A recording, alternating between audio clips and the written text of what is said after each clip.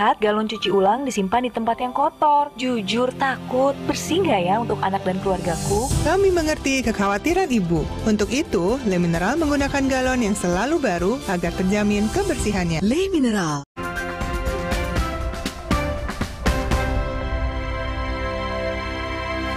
Memang ada orang besar, ada yang backup.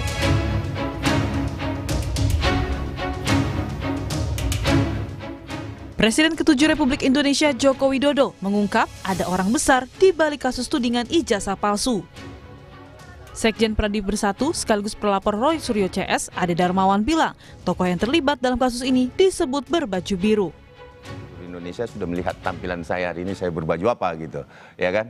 Nah, sisa men-challenge saja, mencari pemikiran sendiri, berpikir masyarakat sendiri. Bahwa siapa sih kira-kira dalangnya gitu. Ini sebentar. Nah, saat ini saya berbaju apa? Nah, itu mungkin salah satu clue yang bisa saya sampaikan. Oke, berarti antara clue-nya ini adalah biru. Ya. Oke. Tudingan warna biru itu langsung dibantah oleh Roy Suryo. Roy menegaskan jika tak ada unsur politis, apalagi melibatkan tokoh politik di balik tudingan ijazah palsu milik Jokowi. Tidak berpikir politik sama sekali. Benar bahwa dulu saya adalah berasal pernah ada di partai politik. Saya pernah wakil ketua umum di situ. Dan 15 tahun saya partai politik. Saya sebut aja karena partai politik saya dulu warnanya biru. Tapi benar-benar saya insya Allah jamin ya tidak ada, dan bahkan kami itu meskipun saya hubungannya masih sangat baik ya dengan beliau yang katanya mau dituduh itu yang mau memajukan anak. Nggak ada sama sekali. Beliau itu orang negarawan sangat. Tidak pernah berpikir, tidak pernah cawe-cawe, bukan seperti yang ini. Sementara Ketua Umum Partai Demokrat Agus Harimurti Yudhoyono membantah partainya di balik polemik ijazah palsu Jokowi. AHY bilang tudingan itu fitnah besar yang ditujukan ke Partai Demokrat. Disebut-sebut dibilang ijazah palsu Jokowi, apa tanggapannya Pak AHY? Tanggapannya aja Pak. Tanggapannya soal Demokrat disebut-sebut dibilang. Polemik ijazah Jokowi kini akan bergeser ke aroma politik. Hingga kini polisi pun belum menetapkan satupun tersangka. Tim Liputan Kompas TV.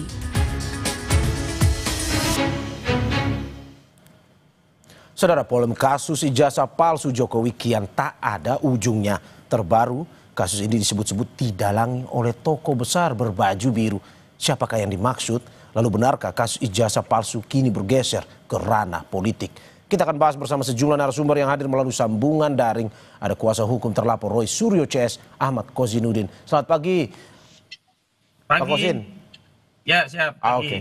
Dan juga ada Wakil Ketua Umum Projo, Freddy Damanik. Bang Freddy, selamat pagi. Pagi. Serta pakar komunikasi politik Universitas Pajajaran Kunto Adi Wibowo. Selamat pagi Mas Kunto. Selamat pagi Mas. Terima kasih Bapak-Bapak sudah bergabung di Dialog Sapa Indonesia Pagi pada hari ini. Saya ke Bang Freddy terlebih dahulu. Bang Freddy, siapa sebenarnya? Ini kita langsung to the point aja. Siapa sebenarnya berbaju biru, politisi berbaju biru ini siapa? Ya gini, sebelum saya menanggapin itu kan memang saya sering katakan bahwa memang kasus atau isu ijazah palsu ini kan ada dua hal. Yang pertama memang hukum dan ini sedang berjalan dalam di Polda Metro Jaya sebagaimana Bung Ahmad hari ini mendampingin para saksi kan begitu.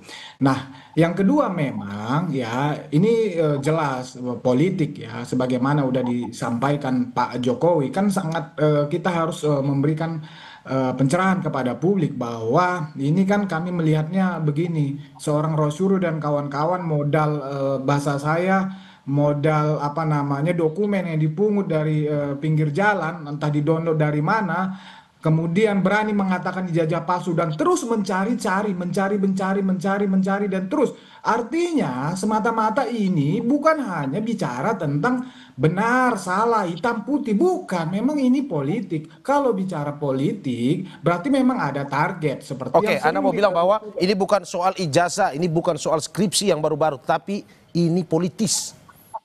Ya, yang pertama tadi hukum jelas. Karena Pak Jokowi udah merasa difitnah, lapor, itu jelas. Kemudian ini kan terus bergulir, dimainkan terus. Yang penting serang. Targetnya tentu ya, udah Pak Jokowi udah katakan untuk mendowngrade, untuk mendelegitimasi, untuk membuat masyarakat ragu, semakin ragu terus, bahkan mungkin partai-partai politik lain semakin ragu sehingga katakanlah tidak mau mendekat atau semakin menjauh dengan Pak Jokowi karena Pak Jokowi dianggap sebagai beban misalnya, karena rame terus kan begitu. Nah tentu kalau bicara orang besar, bicara politik ini kan organisasi, ya nggak mungkin politik itu nggak main sendiri, ini organisasi ya. Ya, tadi pertanyaannya siapa?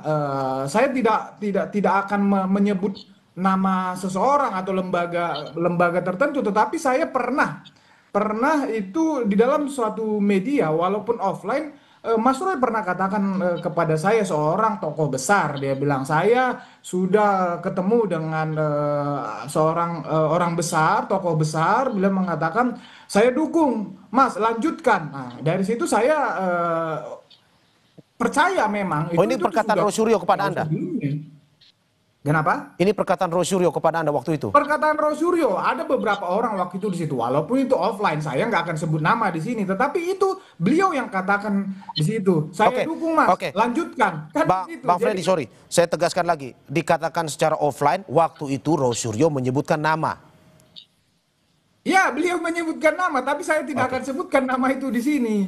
Ya, beliau sekali lagi saya katakan, saya dukung Mas, lanjutkan, kan begitu. Itu Mas Roy. Ada teman yang lain waktu itu di situ. Kita kan biasalah kalau di ruang kopi itu ngobrol-ngobrol biasa begitu. Oke, Bang Roy, Bang Freddy, sorry, Bang Freddy, saya tegaskan sekali lagi, Bang Roy tidak menyebutkan nama, tapi ini kan sudah Bang Roy beredar. sebutkan nama, saya yang tidak akan Bang Roy sebutkan nama, tapi ini kan sudah beredar luas, menjadi pertanyaan juga semua pihak, takutnya menjadi bola liar. Nah, saya ingin tegaskan sekali lagi dengan Bang Freddy, kalau memang disebutkan nama, memang Bang Freddy tidak bisa menyebutkan, tapi apakah betul ini adalah politisi yang kita kenal selama ini dan juga memang selama ini menduga ke satu orang yang mungkin Pak Jokowi bilang sebenarnya kita sudah tahu. Apakah betul seperti itu? Ini politisi besar.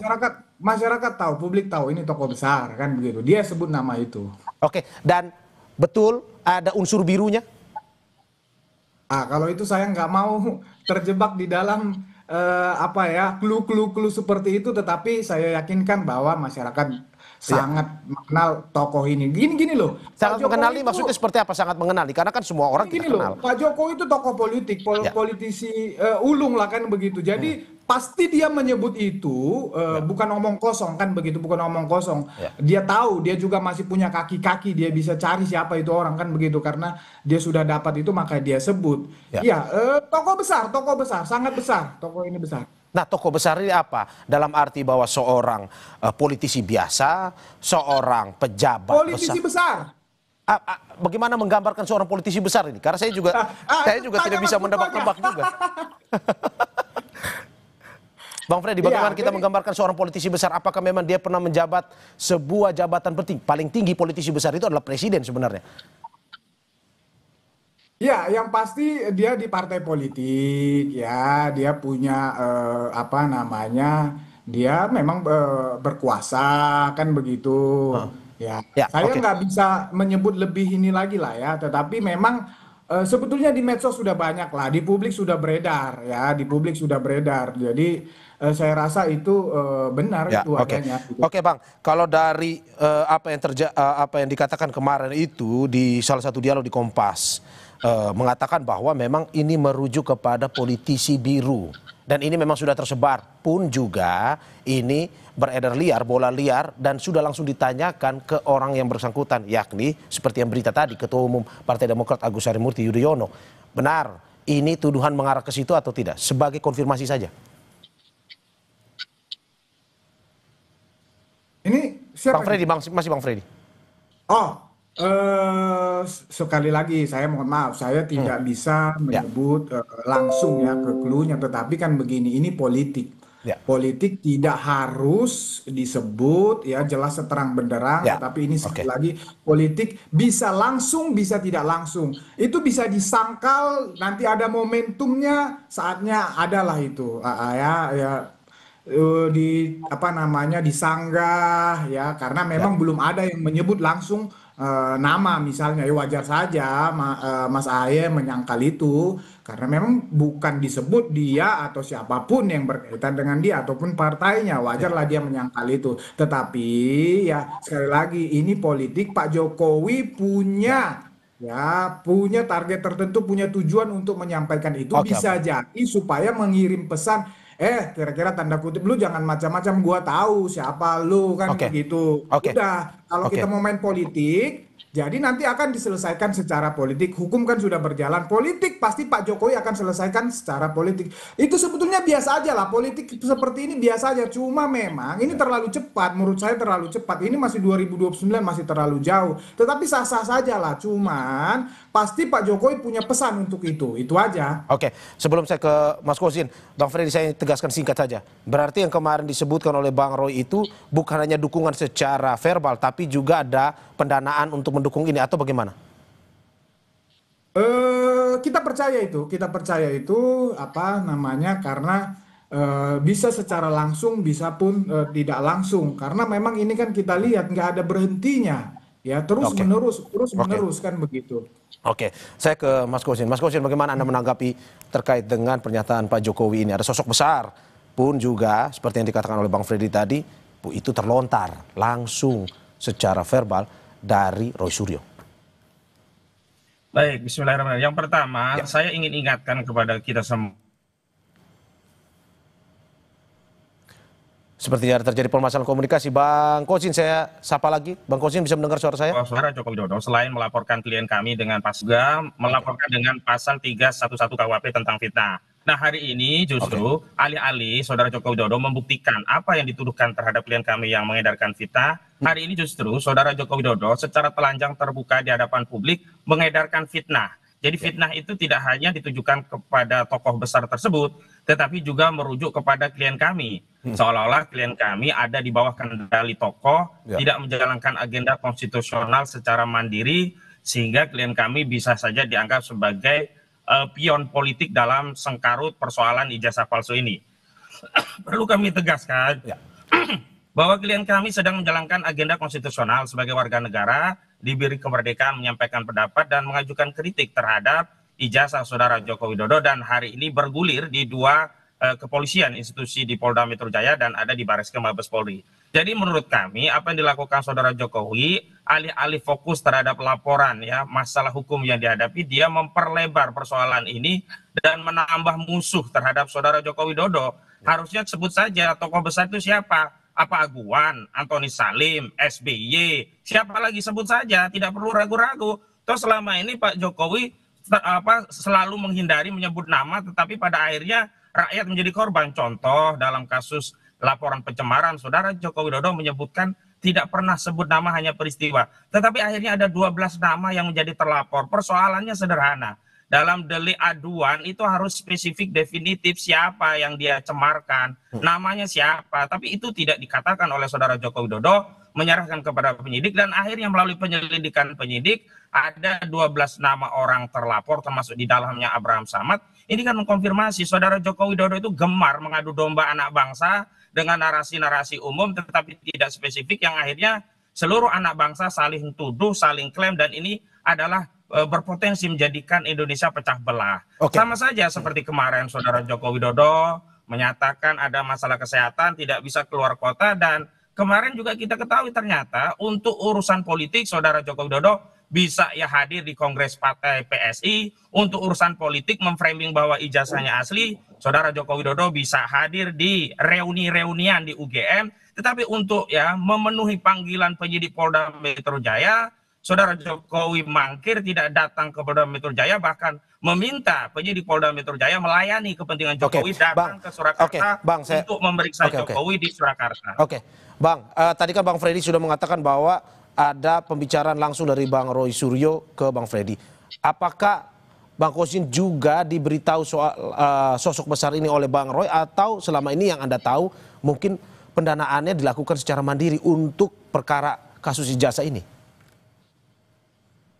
Ya, pendukung Saudara Jokowi itu hampir sama dengan Jokowi, mengedarkan fitnah, tidak berani tunjuk hidung. Sebut saja namanya siapa, nanti bisa dikonfirmasi oleh Roy Suryo. Yang kedua, berkaitan dengan pendanaan, Ini emak-emak kemarin ada yang iuran untuk beli nasi bungkus untuk persiapan pemeriksaan saksi. Ini makannya nasi bungkus. Ini kita ini menolong juga pro bono. Pendanaan dari mana? Ini kami sudah dituduh ya, difitnah mencemarkan saudara Joko Widodo. Sekarang difitnah lagi. Seolah-olah kami pion politik, ada yang menjalankan agenda besar. Seolah-olah kami itu tidak punya kemandirian untuk menjalankan agenda konstitusional untuk menyelamatkan bangsa negara dari masalah ijazah palsu. Ingat, soalan yang sedang diperjuangkan klien kami ini tidak sekedar persoalan klien kami, tapi ini persoalan konstitusional tentang masa depan negara kita yang kita cintai ini berkaitan dengan legasi berbangsa. Apakah kita rela negara kita menggoreskan sejarah pernah dipimpin oleh presiden 2 periode yang tertuduh ijazahnya palsu? Karena itulah perlu dibuktikan secara hukum, tidak perlu lagi bermain politik, bermanuver politik. Bahwa benar ada aktor-aktor politik memanfaatkan agenda ini, itu urusan mereka. Tetapi ketika agenda politik itu dikaitkan dengan kami, aktivitas konstitusional kami, perjuangan klien kami, itu sungguh sangat menyakitkan bagi klien kami. Bang Freddy, istilahnya Roy Suryo ini sungguh terlalu. Bang Kosim. Ya, Bang Freddy, Anda dibilang melakukan fitnah terkait dengan ini, padahal ini dilakukan secara mandiri. Menurut Anda? Ya, seperti saya sampaikan tadi, ya ini kan sederhana, ya sangat sederhana. Ya, Bung Roy dan kawan-kawan terus-menerus memainkan isu ini ya.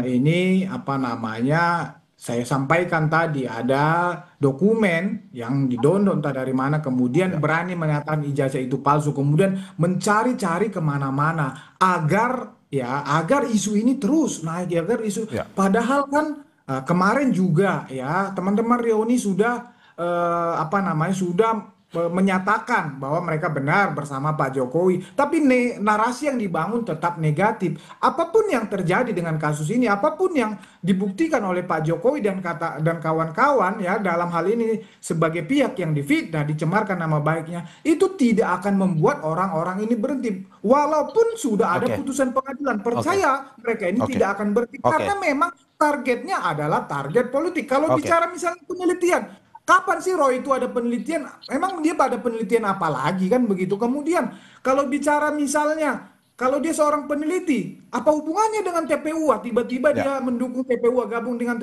TPUA. Ini kan semua gerakan politik. Itu yang mau kami sampaikan kepada publik. Gitu loh. Saya ke Mas Kunto. Mas Kunto, bagaimana Anda melihat ini perdebatan ini? Satu sisi bola liar, Pak Jokowi bilang sosok besar, satu sisi merasa difitnah. Menurut Anda seperti apa? Kalau melihat timeline seperti kata Bang Freddy tadi, ini timeline panjang. Tadi kata Bang Kosin, ini kami relawan loh, pendanaan dan segala macam. Tapi kata Bang Freddy, ini tidak mungkin. Ini kalau sudah lama begini pasti ada sosok besar. Menurut Anda, analisisnya bagaimana?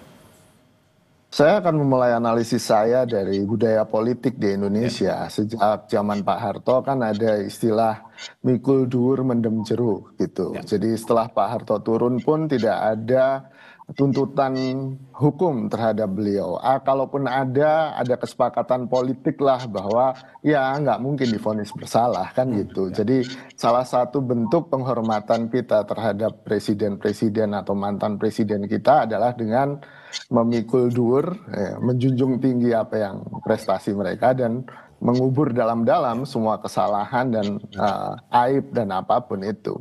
Dan menurut saya sampai hari ini itu masih dipegang oleh semua elit politik di Indonesia gitu, karena Pak Prabowo pun nanti ketika turun dia juga nggak mau aib-aibnya juga akan jadi tersebar, jadi bau bangkai dan segala macam gitu.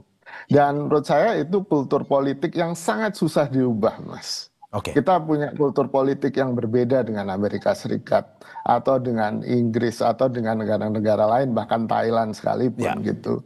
Jadi ini kalau saya boleh mengomentari ya soal tuduh-menuduh ini ya pada akhirnya saya akan memprediksikan nggak akan ada putusan yang bulat sehingga Pak Jokowi terhukum atau tadi aktor yang dituduh oleh Mas Freddy ataupun teman-teman di Projo soal sosok besar yang mendukung sosok besar itu juga nggak akan kemana-mana gitu kalau menurut saya gitu. Tapi kalau analisa Anda, apakah mungkin betul ada sosok besar dari analisa Anda melihat kasus ini sudah berjalan begitu ya lama, 2-3 bulan ini?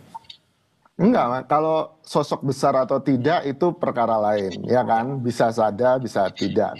Tapi kalau kenapa ini menjadi besar dan lama, energinya seakan-akan luar biasa, betul. Karena ini salah satunya adalah motif rakyat Indonesia yang sangat suka dengan gosip politik kan ini. Ini gosip politik untuk melampiaskan kemarahan atas penderitaan kita sehari-hari dengan ekonomi yang semakin wow gitu kan. Atau dengan kondisi kehidupan kita yang secara politik juga tidak membaik. Ini kan akhirnya butuh saluran pelepasan. Dan saluran pelepasannya yang paling gampang, paling enak ya yang receh-receh ini gitu kan. Misalnya tahun 2000 isu Megawati hanya lulusan SMA itu juga cepat besar kan gitu. Ya kan? Sama seperti sekarang. Oke, Mas Kuto, berarti Anda mau lihat bahwa ini bukan di substansinya siapa orangnya, tetapi lebih ke gosipnya aja, lempar sana sini menjadi pembicaraan. Begitu maksud Anda ya? Betul, betul. Dan pada akhirnya ketika itu bisa jadi komoditas politik akan dilakukan oleh aktor siapapun kan gitu. Dan apakah ini akan ke 2029 tembakannya atau kepentingan-kepentingan jangka dekat ya sangat mungkin kan gitu. Apalagi Pak Jokowi juga masih aktif kan di politik walaupun melalui putra-putranya kan gitu. Nah ini kan juga apa yang harus kita perhatikan. Saya sih terus terang salah satu yang tidak terlalu mengikuti isu ijazah palsu. Oh ya, saya pakai baju Unpad ini karena supaya nggak dituduh dosen palsu kan gitu. Oke Mas Kuto, saya ke Bang Gosin. Bang Gosin, apakah dengan tuduhan seperti ini teman-teman Anda dan juga teman-teman Roy Suryo CS akan tetap fokus di persoalan hukumnya dan juga pertanyaannya dengan ada tuduhan seperti ini siapa yang untung, apakah pihak Roy Suryo ataukah pihak Jokowi? Tapi sebelum Anda menjawab kita saksikan usai jeda.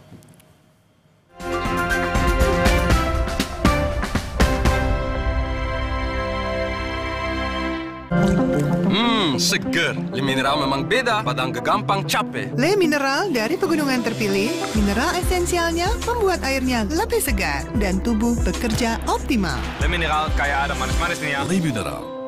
Ih, kok bento? Hah?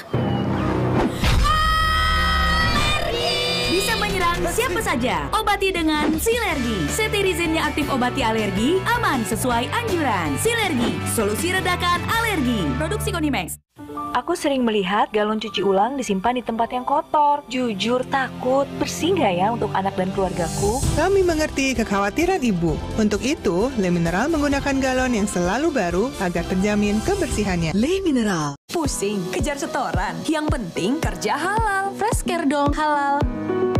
Capek kena PHP? Pilih yang pasti-pasti aja. Fresh Care. Pasti aromanya, pasti fresh hangatnya. Fresh Care, hangatnya selalu bikin fresh.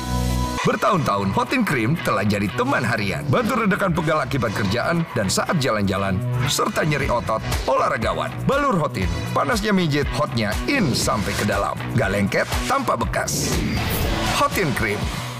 Aku Viva, melewati 7 tahap nano purifikasi. Menjaga sejuknya kemurnian dari mineral baik dalam setiap tetesnya. Begitu sejuk di tiap teguk. Aku Viva, murni alami dari Wings Food. Gelar Perkara setiap Sabtu di Kompas TV. Seger. Le Mineral memang beda, badan gampang capek. Le Mineral dari pegunungan terpilih, mineral esensialnya membuat airnya lebih segar dan tubuh bekerja optimal. Le Mineral kayak ada manis-manisnya. Le Mineral. Ketika tantangan di depan mata, gue siap melakukannya bersama Universitas Gunadarma dengan berbagai studi yang terakreditasi unggul dan baik sekali. Program berskala internasional yang profesional, kreatif, dan inovatif. Siap menginspirasi! Dan berkolaborasi merancang masa depan untuk jadi yang terdepan. Halo masa depan, kami siap. Let's join us! Aku sering melihat galon cuci ulang disimpan di tempat yang kotor. Jujur takut, bersih nggak ya untuk anak dan keluargaku? Kami mengerti kekhawatiran Ibu. Untuk itu, Le Mineral menggunakan galon yang selalu baru agar terjamin kebersihannya. Le Mineral. Dipo, investigasi setiap Senin pukul 8:30 malam. Aku sering melihat galon cuci ulang disimpan di tempat yang kotor. Jujur takut, bersih nggak ya untuk anak dan keluargaku? Kami mengerti kekhawatiran Ibu. Untuk itu, Le Mineral menggunakan galon yang selalu baru agar terjamin kebersihannya. Le Mineral. Berkas Kompas, Selasa, pukul 11 malam di Kompas TV. Aku sering melihat galon cuci ulang disimpan di tempat yang kotor. Jujur takut, bersih nggak ya untuk anak dan keluargaku? Kami mengerti kekhawatiran Ibu. Untuk itu, Le Mineral menggunakan galon yang selalu baru agar terjamin kebersihannya. Le Mineral.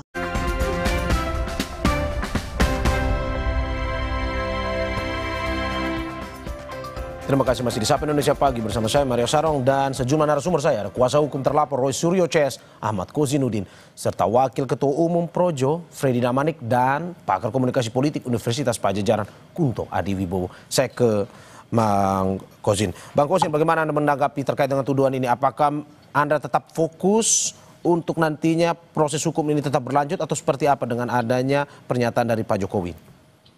Baik, soalan tentang syarat konstitusional untuk menjadi kepala negara itu syarat yang berkaitan dengan kelangsungan hidup bernegara. Ya. Jadi bukan gosip politik recehan. Jadi saya kecewa jika hanya mengamati dari jauh lalu menyimpulkan ini hanya gosip politik belaka. Ya. Sehingga seolah-olah yang terlibat dalam perjuangan ini adalah perjuangan yang tidak penting. Itu yang mau saya koreksi. Yang kedua, kalau berkaitan dengan masalah konstitusional, ini kaitannya adalah dengan keberlangsungan masa depan sehingga kita harus fokus juga dengan agenda konstitusi. Jangan kemudian memalingkan agenda konstitusi ini menjadi agenda politik lalu meminjam saran hukum pada saat saran hukum itu sudah diproses melalui Polda Metro Jaya.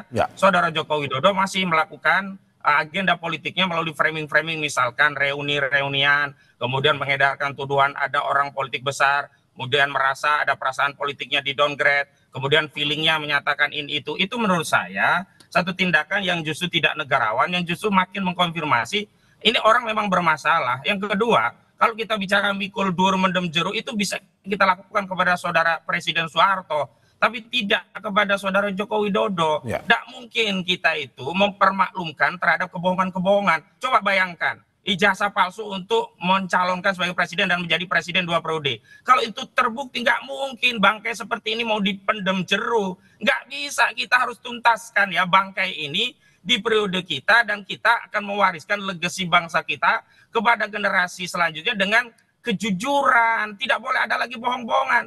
Kalau kebohongan ini dipermaklumkan, kemudian dipendem jeruk, dipikul duurnya ada yang baik-baik saja, maka negara kita tidak bisa belajar tentang bahaya dari kebohongan. Negara kita tidak belajar bagaimana menjadi sikap bagi seorang yang negarawan. Dan kita tidak boleh mensimplikasi persoalan ini seolah-olah hanya repetisi sejarah. Setiap masa ada zamannya, setiap zaman ada sejarahnya sendiri. Tidak mungkin kita kaitkan persoalan ini dengan simplifikasi ke peristiwa Soeharto yang memang banyak hal dari sikap kenegarawan Soeharto. Saya seperti permasalahan komunikasi, saya ke Bang Freddy. Bang Freddy, bagaimana Anda melihat bahwa ini tuduhan ini sepertinya mau mengaburkan dalam sisi kebangsaan kita. Dan Joko Widodo tidak menjadi presiden, tapi saja ya melakukan suatu tindakan yang seolah-olah menjadi penguasa. Begitu. Mohon maaf, ini punya saya, habis mungkin nanti betul ya. Lanjut ya. Tidak apa-apa. Sambil kita terus berlanjut, saya ke Bang Freddy dulu. Ke Bang Freddy, bagaimana Anda melihat bahwa ini sepertinya Pak Jokowi dengan melempar pernyataan ini mau sedikit mengaburkan kasus hukum yang sedang berjalan terkait dengan ijazah, dugaan ijazah palsu. Menurut Anda seperti itu atau bagaimana? Seperti saya katakan tadi, kalau hukum ini sudah berjalan, kami yakin 100% ini akan bergulir, akan ada tersangkanya dan bergulir ke pengadilan. Jadi ngapain Pak Jokowi harus mengaburkan? Dia sudah serahkan bukti ijazah aslinya, ya. Kemudian juga UGM sudah diperiksa, sudah menyatakan juga, teman-temannya udah selesai. Seharusnya kan begitu dari pihak pelapor Pak Jokowi kan begitu. Nah, bicara yang disampaikan oleh Pak Jokowi itu, sekali lagi tadi saya bilang di samping hukum memang ada politik. Ya, Pak Jokowi itu sebagai aktor politik, ya dia nggak mungkin diam saja kalau diserang terus-menerus pakai isu ijazah palsu, ya pemazulan Gibran dan lain-lain. Tentu dia juga harus ya bermain politik juga. Jadi publik kita juga harus dikasih pencerahan. Bukan, saya sepakat sebetulnya tadi nggak perlu kita kepala negara siapapun ya, kalau ada kasus hukumnya harus diproses. Cuma dalam hal ini itu tidak berlaku untuk Pak Jokowi, memang dia bersih selama ini, tidak ada kasus hukum termasuk ijazah palsu ini. Ini clear. Jadi gini, yang mau saya katakan adalah apapun ya, sekali lagi apapun yang disampaikan oleh Pak Jokowi dan orang-orang yang bisa membuktikan tentang kebenaran dan ijazah palsu ini, termasuk kemarin reuni, ya akan disampaikan reuni-reunian. Ijazah asli disita, mereka juga tidak percaya. UGM bilang ijazahnya asli, mereka juga tidak percaya. Jadi mereka ini hanya percaya terhadap kebenaran mereka saja dan orang-orang yang mendukung mereka saja. Jadi memang Bang Freddy, menurut Anda selesainya. Menurut Anda kalau misalkan pada akhirnya Pak Jokowi terus merasa risih dengan ini, apakah perlu Pak Jokowi mengungkapkan siapa sosok besar itu ataupun siapa dalangnya? Menurut Anda seperti itu? Ini politik. Ya, ini politik. Jadi kalau memang semakin diserang, tentu akan Pak Jokowi juga akan semakin progresif. Apakah itu bisa menyebutkan, dia yang langsung menyebutkan atau melalui orang-orangnya dia, itu bisa saja. Namanya politik, kemungkinan apapun bisa terjadi. Yang pasti Pak Jokowi jika diserang dia akan bertahan, bahkan menyerang balik. Itu dalam politik kan begitu. Karena targetnya memang mendowngrade, ya, membuat masyarakat semakin ragu dengan kredibilitas Pak Jokowi, sehingga dia harus ya memberikan juga narasi positif, ya harus menyerang balik agar ya itu tadi target mereka tidak tercapai. Sebelum saya ke Mas Kunto, saya ingin klarifikasi dari Mas Kozin. Bang Kozin, bagaimana Anda melihat bahwa kalau ini terus berlanjut, Pak Jokowi juga akan terus bermain politis menghadapi ini. Menurut Anda sampai kapan ini sebenarnya selesai? Apakah memang Jokowi bermain politik? Ya. Sejak awal saudara Jokowi bermain politik menggunakan sarana hukum untuk membungkam kebebasan kemerdekaan berpendapat rakyat yang sedang meneliti ijazahnya. Yang kedua, yang membuat downgrade itu bukan kita, bukan rakyat, tapi saudara Jokowi sendiri, dan menikmati ya peristiwa ini dengan cara apa? Tidak kunjung menunjukkan ijazah aslinya. Jadi kalau ingin meyakinkan publik dan mengembalikan marwah wibawa saudara Jokowi, itu bukan dengan reuni, tapi dengan menunjukkan bukti. Bukti yang dimaksud adalah ijazah asli. Dan kalau ya katakanlah ini sudah diserahkan kepada penyidik, itu belum selesai karena ini harus sampai ke pengadilan, sampai putusan yang inkrah. Dan persoalannya, kalau hari ini rakyat minta ya ijazah ditunjukkan, tidak ditunjukkan, kepada penyidik ditunjukkan, katanya hanya kepada pengadilan. Lalu apa susahnya sih kalau pada akhirnya akan ditunjukkan ke pengadilan? Tunjukkan saja sekarang, biar sudahi segera polemik ini, sehingga tidak perlu lagi ada orang yang merasa terdowngrade, tidak ada feeling merasa orang itu ada orang besar di baliknya, dan klien kami tidak perlu lagi terfitnah dengan agenda besar orang besar. Bang Kozin, berarti kami hanya pion politik. Bang Kozin, kalau sudah ditunjukkan ijazah berarti selesai semua ini ya permasalahan ini. Ijazah selesai, kalau ijazah itu asli selesai. Karena ijazah itu bermasalah, tidak kunjung ditunjukkan. Begitu. Saya ke Mas Kunto. Mas Kunto, bagaimana Anda lihat ini? Sebenarnya siapa dari perdebatan ini yang untung ruginya ini siapa sebenarnya? Pak Jokowi kah atau Roy CS sebenarnya? Ya, semua diuntungkan kan Mas, karena wacana itu sifatnya produktif gitu. Saya mohon maaf ke Mas Kozin, saya tidak mengecilkan perjuangan Mas Kozin dan teman-teman, tapi bagi saya ini sesuatu yang mungkin secara prioritas jauh di bawah urusan bagaimana data pribadi saya akan dipakai oleh Amerika Serikat, bagaimana kemudian angka pengangguran naik, gimana BPS kemudian menetapkan angka kemiskinan di penghasilan atau pengeluaran yang cuma 20.000 perak sehari, itu menurut saya lebih penting gitu. Jadi mohon maaf kalau prioritas kita berbeda. Dan menurut saya ya ini akan selalu jadi isu politik yang tadi menggemaskan kan, tadi soal cerita Megawati hanya lulusan SMA itu juga jadi besar. Lalu kemudian di Korea Selatan plagiasi oleh ibu negara itu juga besar kan gitu. Jadi skandal-skandal, saya bilang skandal politik yang seperti ini, dan saya juga tidak sedang mengecilkan usaha hukum teman-teman gitu kan. Menurut saya ini akan selalu jadi isu yang besar dan bergulir, ya kan, secara analisis komunikasi politiknya. Tapi apakah ini endingnya akan menjadi sesuatu? Kalau tadi disinggung konstitusi, ya harusnya teman-teman lebih aktif mendorong revisi undang-undang pemilu, ya kan, di mana misalnya soal kemudian konfirmasi, soal klarifikasi ijazah menjadi bagian yang sangat penting dari pendaftaran calon, baik itu presiden, kepala daerah, DPR ataupun yang lain. Dan itu kalau itu dilakukan saya akan dukung kan gitu. Cuman menghabiskan energi untuk kemudian sesuatu, ya saya tidak mengecilkan ya, untuk sesuatu yang sebagai di komunikasi politik juga penting untuk kemudian menyalurkan energi ini gitu kan. Energi kemarahan, energi ketidaksukaan, energi kritik ini gitu kan, agar tidak kemudian meledak gitu kan, dan akhirnya menjadi sebuah kejadian yang ongkos politik, ongkos sosialnya sangat besar gitu. Dan saya memahami ini sebagai sebuah usaha, ya ini boleh-boleh aja, tapi ada usaha-usaha yang lebih produktif menurut saya. Oke, Mas Kunto, menurut Anda kapan ini akan selesai? Kalau dari prediksi Anda tadi, Bang Kozin bilang ijazah ditunjukkan selesai. Menurut Anda sampai di situ atau bagaimana? Ya karena dua-duanya diuntungkan Mas, gitu. Pak Jokowi juga diuntungkan dengan pemberitaan ini, walaupun sisinya negatif, tapi kan pemberitaan apapun akan menguntungkan bagi Pak Jokowi. Lalu kemudian buat teman-teman yang juga menuntut, ini juga diuntungkan karena ya Bang Kosin jadi sering tampil di TV, Mas Freddy juga sering tampil, saya juga gitu kan, juga menguntungkan. Tapi produksi wacana ini menurut saya harusnya didorong ke produktif seperti revisi Bang Kosin, undang-undang. Oke, tahan sebentar. Saya pemilu, Mas Kunto, gitu. ya. Oke. Ya. Oke, Bang Kosin ada yang mau disampaikan? Ya, saya kira keliru loh. Saya tidak sama sekali menikmati hal ini, dan semua yang terlibat dalam agenda menguak ijazah palsu ini sebenarnya ingin segera terungkap. Dengan cara apa? Diperlihatkan ijazah asli itu sehingga seluruh anak bangsa bisa rukun kembali dan bisa fokus hal-hal yang disebut lebih produktif lagi. Jadi keliru kalau dianggap kami memanfaatkan atau mencari keuntungan dari peristiwa ini. Justru kami ingin segera selesai. Nah, karena agendanya sekarang agenda hukum, harusnya fokus kepada hukum. Nah, ketika agenda yang ditarik ke unsur politik, berarti saudara Joko Widodo yang memang tidak mau cepat menyelesaikan persoalan ini. Oke, Bang. Saya ke Bang Freddy. Bang Freddy, kalau kata Bang Kozin, ini selesai, tunjukin ijazah, selesai semua, dia jamin itu. Menurut Anda, apakah seperti itu atau bagaimana? Nggak mungkin itu. Bahkan putusan pengadilan saja tidak akan membuat isu ini selesai. Iya. Gitu loh. Jadi gini. Anda tidak percaya berarti dengan pernyataan Bang Kozin tadi itu ya?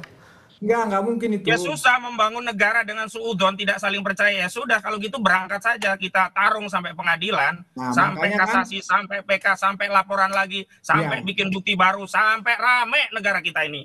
Jadi kan nanti kan pengadilan akan memutuskan, di pengadilan pada saat pembuktian akan ditunjukkan. Ya.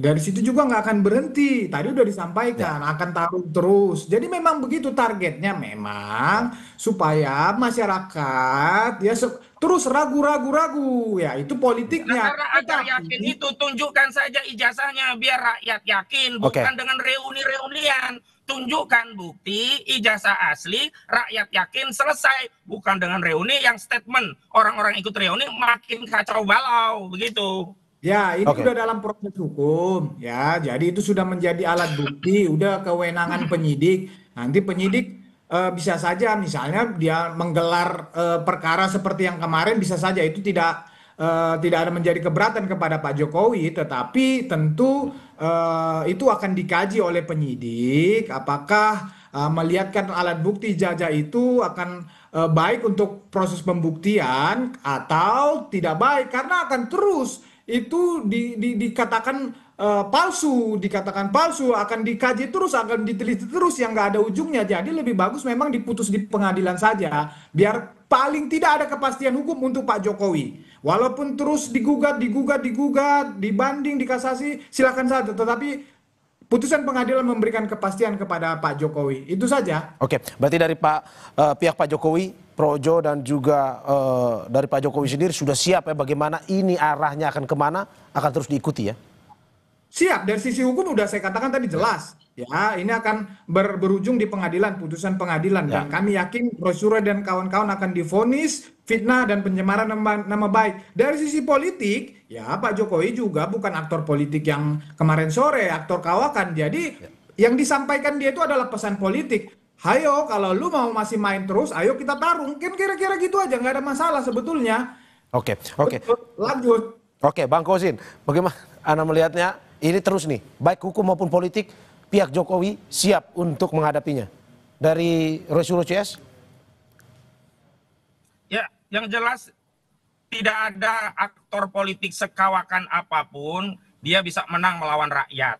Nah, ketika Saudara Joko Widodo tidak kunjung menunjukkan ijazahnya, berarti dia tidak sedang mengabaikan Roy Suryo dan kawan-kawan, tetapi sedang mengabaikan seluruh atensi rakyat. Dan silakan saja kalau memilih pilihan jalan yang lebih panjang dan melelahkan, serta resiko yang lebih besar berhadapan dengan rakyat, ketimbang menunjukkan ijazah asli yang itu lebih simpel, sederhana. Dan kami terus akan membackup, dan komitmen dari klien kami termasuk Abraham Samad itu sudah siap, bukan hanya untuk 2029, siap berjuang sampai titik darah penghabisan. Jadi tidak ada kaitannya dengan politik 2029 dan seterusnya.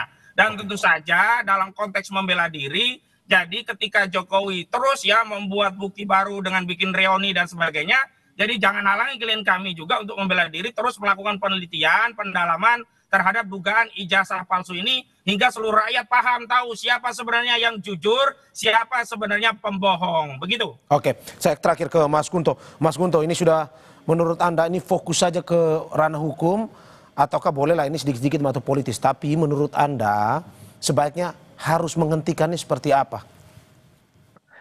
Nggak bisa dihentikan, Mas, kan gitu. Ini kan apa ya, energi politik yang memang harus disalurkan. Dan menurut saya masing-masing punya conviction itu atau kepercayaan yang sangat tinggi bahwa mereka benar, kan gitu. Soal bohong dan kebenaran di politik itu kan selalu diabu-abu ya, Mas ya. Nggak ada kebenaran yang mutlak dalam politik. Kalau mau ya ayo kita ke ranah akademis gitu. Di situ kebenarannya bisa mutlak, kan gitu. Atau di ranah hukum sekalipun, kan gitu. Ya makanya mari kita hentikan trial by press gitu kan. Mari kita hentikan drama-drama atau gosip-gosip politik ini. Kalau memang mau energi kita memang lebih baik untuk membangun negara. Dan menurut saya, saya juga bagian dari rakyat yang tadi diklaim oleh Bang Kosin, kan gitu. Oke. Saya terima kasih Bapak atas apa yang disampaikan. Sebelum saya tutup, saya ingin tanya dulu ke Bang Kosin. Bang Kosin tadi bilang saat ini berada di Polda Metro Jaya. Agendanya apa hari ini, Bang? Kalau boleh tahu? Agendanya mendampingi 3 saksi yang akan diambil keterangannya sehubungan dengan adanya laporan Saudara Joko Widodo, baik berkaitan dengan fitnah, pencemaran, serta sejumlah laporan dari pendukung Joko Widodo, 3 laporan di Polda Metro Jaya, baik terkait dengan penghasutan, pidana sara, juga kabar bohong, begitu. Oke, jam berapa Bang nanti laporannya akan di rencana pemeriksaan jam 10, tetapi kami jam setengah 10 sudah berkumpul untuk konferensi media dulu, begitu. Oke, terima kasih. Bapak-bapak, terima kasih atas apa yang disampaikan. Kuasa hukum terlapor Roy Suryo CS Ahmad Kosinudin, Wakil Ketua Umum Projo Freddy Damanik, dan pakar komunikasi politik Universitas Padjadjaran Kunto Adewibowo. Atas apa yang disampaikan, terima kasih Bapak-bapak, sehat selalu. Ya, selamat pagi. Saudara, jangan kemana-mana, Sapa Indonesia Pagi akan segera kembali dengan informasi lainnya. Salah satunya, PD Perjuangan masih mengakui Hasto Kristianto sebagai sekjen. Meski telah divonis 3 tahun 6 bulan penjara dalam kasus suap Harun Masiku. Selengkapnya saat lagi.